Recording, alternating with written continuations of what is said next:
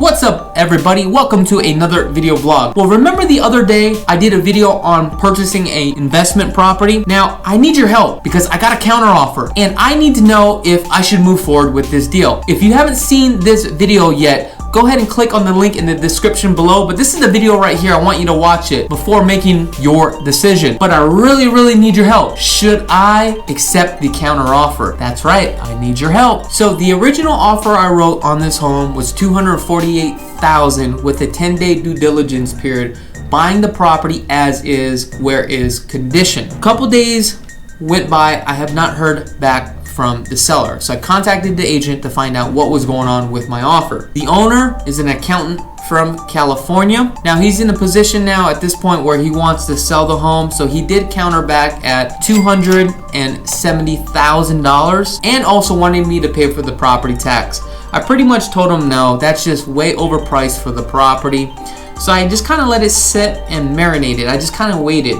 Because here's the thing, at the end of the day, I'm the one with the cash. I don't need to sell. So remember this, as an investor, you should always be sitting on the sidelines and just waiting. Don't get too emotionally involved and jump in on these type of deals. A couple days later went by, so I decided, hey, you know what? After analyzing the property, let me go ahead and resubmit an offer. I wrote an offer for $260,000. Earnest money deposit, as you can see, is $5,000. Total purchase price, again, $260,000. Okay, no appraisals, no loan contingencies. It is a cash deal. I had provided the proof of funds. Okay, all items to be included as stated in MLS, the number and the date.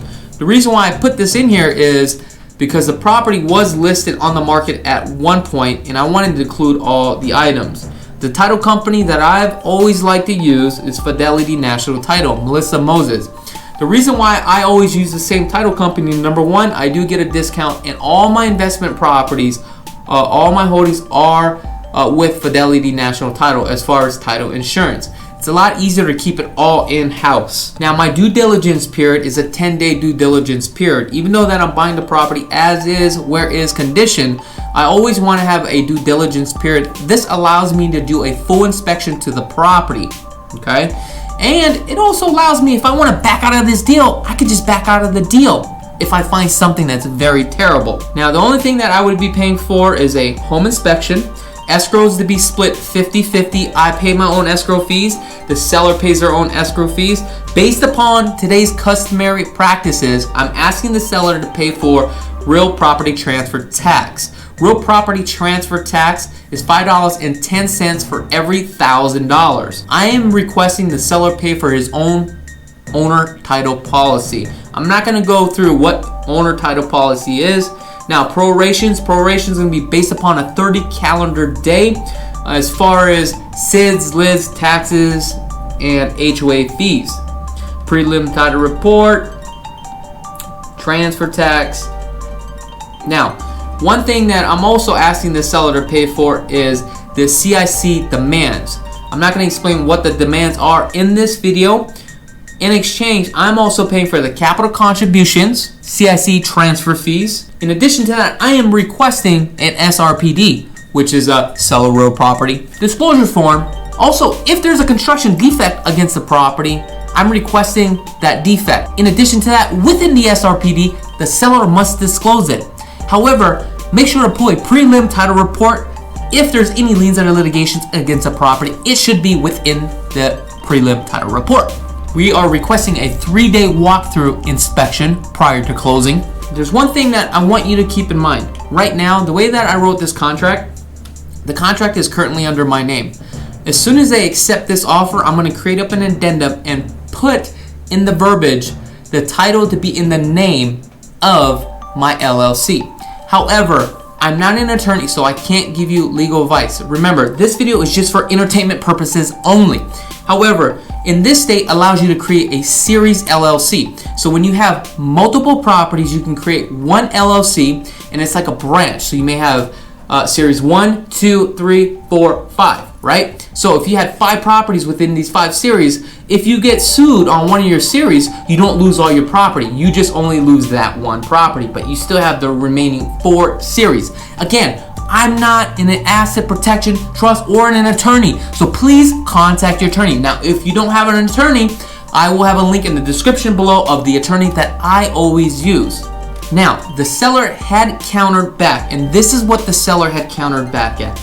Now, buyer to pay for the transfer tax. Again, that is $5.10 for every $1,000. So if the purchase price of the home is $260,000 divided by 1,000, right? That is 260 times $5.10. So the total property transfer tax is $1,326. Number 2 on the counter, the title company to be with Equitable Title. However, number 1, I don't want to use this title company, and the reason why is because, again, all my holdings and all my title insurance policies with Fidelity National Title. It makes it a lot easier with your investment portfolio if you have it all in-house with the same company. Also, Fidelity National Title is one of the biggest companies in the nation. That is right. 3 on the counter, documents from buyer broker's agreement to waive commission. What this means is the agent wants to make sure that I'm waiving my commission. However, what's great about being a real estate agent and also buying a property, it's you buy a property and you can make a commission on the deal. Now, here's the thing. I will make 3% on this deal. So, 260,000 times 3% on this commission. Let's see. I would make $7,800 on this deal. I did negotiate this deal that I am not expecting a $7,800 commission. However, the agent had wrote it in the counter offer just to cover her buttocks. That's right, because she does not want to pay a commission, which is totally fine by me. Title company. The reason why that this agent wants to use this title company is because it has nothing to do with the seller. It's because of the agent. Normally, when you get a counterback from the seller requesting a certain title company, it's because the listing agent has already done a lot of business, right, with the title company and the escrow officer. The transaction flows a little bit better. However, I would just counter this. Again, all my holdings are with Fidelity National Title, so I'm gonna counter with Fidelity National Title. The seller's not gonna lose the deal because I want to use my own title company. That's right. On the seller's counteroffer, they're requesting that I respond back by 5 p.m. on April 30th. If I sign this and I accept it, we have a fully executed contract. Alright, so this is my dilemma, guys. I'm not too sure if I should buy this property or not. This is why I need your guys' help. Let me know in the comments below. Now, what to do? I want to buy this property because it's more emotionally attached for me, but I know as an investor, 4% just doesn't really cut it when I've been making 16% returns and 25% returns. But right now the market does not bear it, okay? Should I just hold on to $260,000 liquid and hopefully wait for the market to tank and I can leverage out that money and possibly buy more properties or the apartment complex that I've always wanted? Tell me, what do I do? Let me know in the comments below. I really need your guys' help. Also, if you would like more video vlogs like this, let me know in the comments below. I'm Chakits Krulsawat with Simply Vegas, and have a blessed day.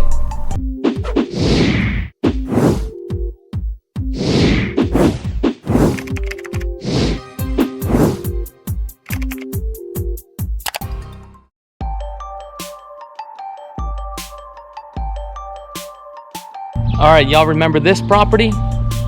Property has been rehabbed, so we're gonna check this property out.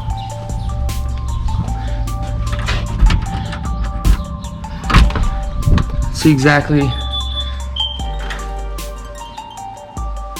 So since I made an offer on this home, the seller had decided to hold off on my offer and was thinking about putting the property on the market after his handyman came in. So I wanted to take a look and see exactly what has been done. So it looks like the handyman pretty much painted all the walls, all the baseboards, did the carpet. Kitchen still needs to be done. So there's a lot of work that needs to be done here still.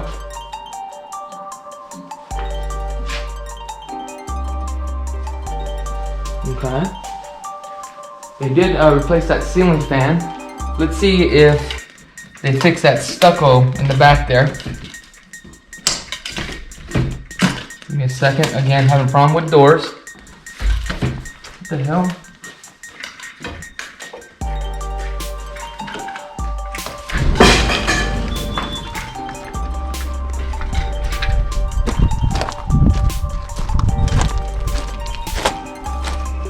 Okay, remember where this crack was?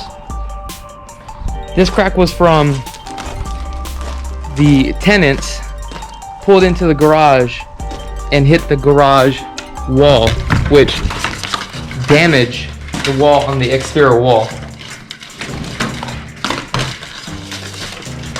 And I believe it was fixed. Give me a second here.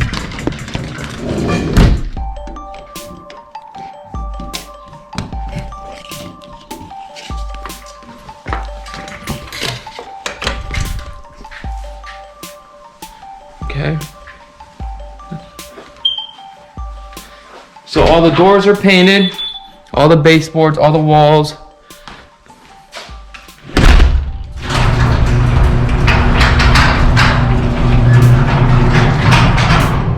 So I don't know if you guys can see this or not, but they painted all inside of the garage.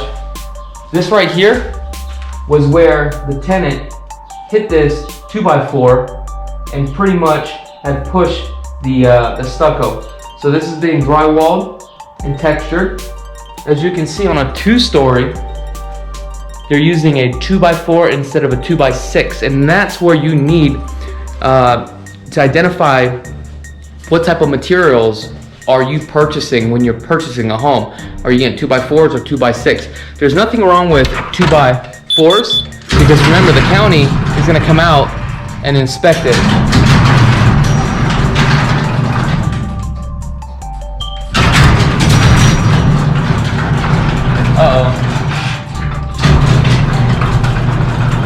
Looks like the garage is also having problems.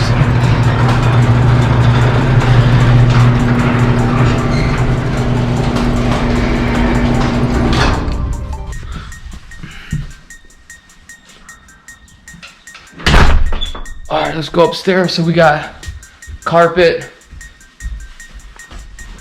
all upstairs.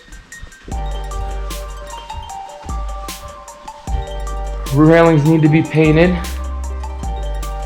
They added new blinds.